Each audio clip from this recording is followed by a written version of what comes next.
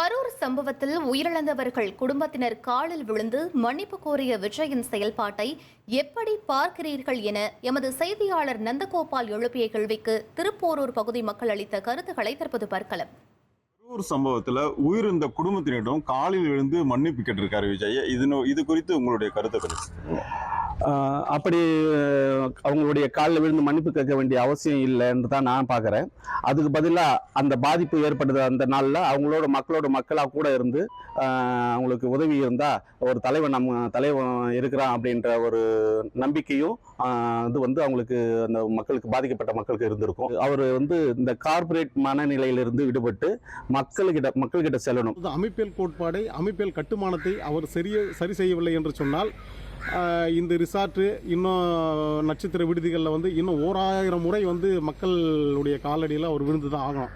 ஏன்னா இதை சரி பண்ணக்கூடிய அளவில் அவர் இல்லை.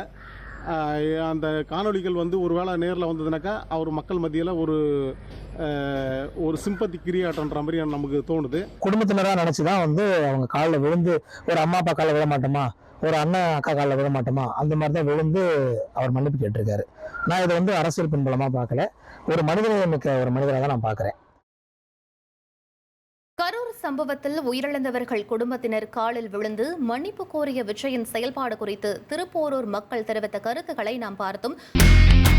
இனி செல்லும் இடமெல்லாம் செய்தி.